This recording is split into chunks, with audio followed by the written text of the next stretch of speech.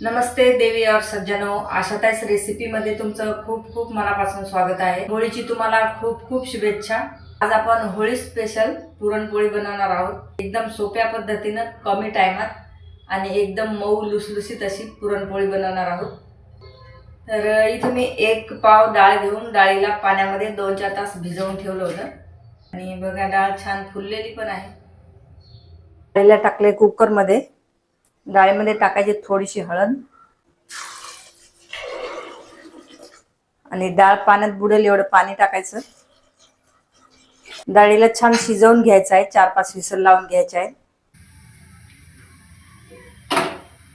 जोपर्यंत डाळ शिजते तोपर्यंत पीठ मळून घेऊया।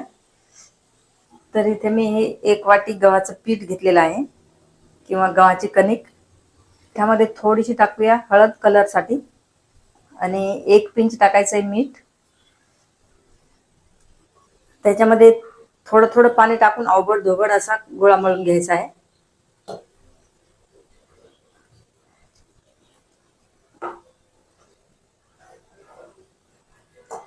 तर पिठाला असं अवघड धोबडच मळून घ्यायचं आहे। याला सध्या जास्त मळायची गरज नाहीये।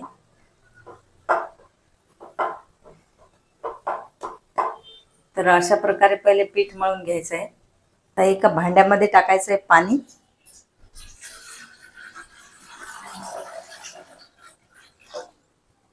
तर या पाण्यामध्ये 1 चम्मच टाकायचं आहे तेल। करायचं आहे मिक्स। मळलेलं पीठ ठेवायचं आहे या पाण्यामध्ये आणि पिठाला कव्हर करून पण ठेवायचं आहे। तर बघा मी कुकर खोलून घेतलेला आहे। तर बघा डाळ खूप छान अशी शिजलेली आहे। या चाळणीवर पुरण वाटून घेऊया।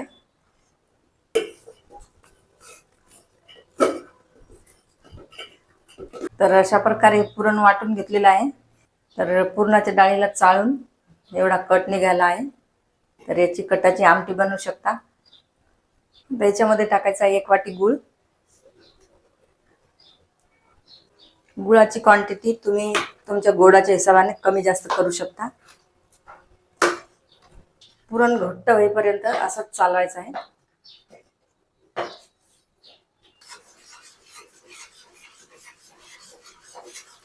त्याच्यामध्ये फ्लेवरसाठी थोडीशी इलायची पावडर आणि किसलेलं जायफळ टाकूया। बघा पुरणाचं पूर्ण पाणी आटत आलेलं आहे आणि हे जसं पुरण थंड होईल तसं हे घट्ट होत जाते।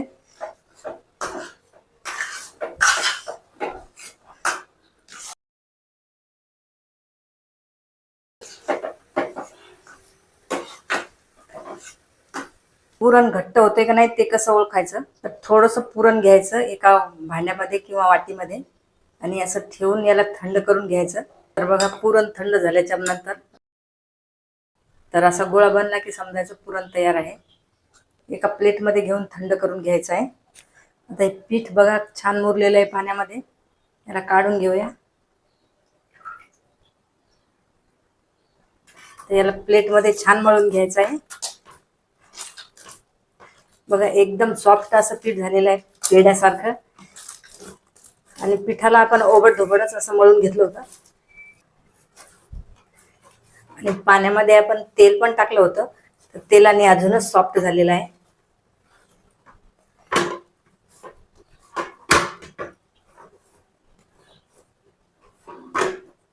पीठ पुरणपोळी बनवण्यासाठी तयार आहे।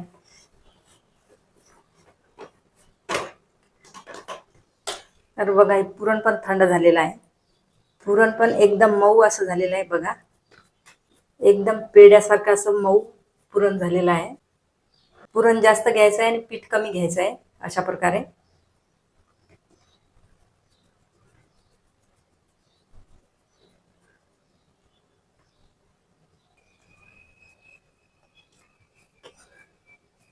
किती पुरण भरलं तरी हा उंडा फुटत नाहीये।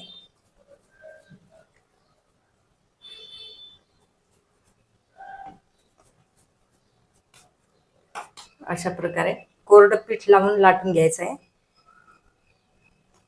अशा प्रकारे।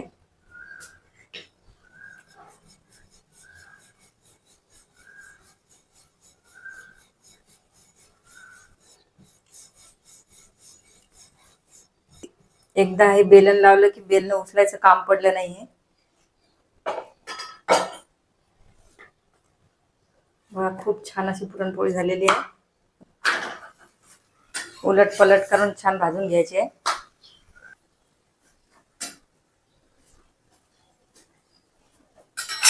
पुरणपोळी कशी टम्म फुगलेली आहे.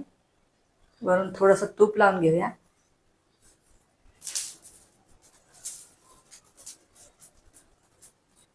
बघा एकदम मऊ लुसलुसीत अशी पुरणपोळी झालेली आहे.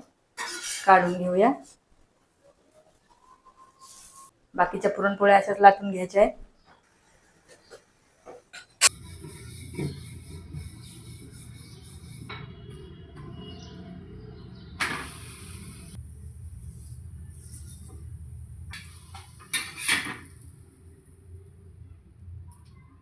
पोळ्या गरम आहेत तर थोडंसं तूप लावून घेऊया, कारण पुरणपोळीची मजा तुपाशिवाय आहेच नाही.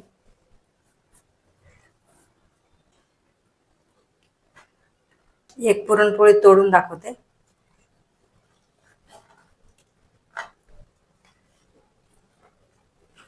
बघा छान असं पुरण भरलेलं आहे आणि एकदम सॉफ्ट अशी पुरणपोळी आहे. सोप्या पद्धतीने आणि मऊ अशा पुरणपोळ्या कशा वाटल्या कमेंटमध्ये जरूर सांगा. रेसिपीला लाईक शेअर सबस्क्राईब जरूर करा. तर मग चला भेटूया अशाच एका नवीन रेसिपी सोबत. तोपर्यंत बाय बाय.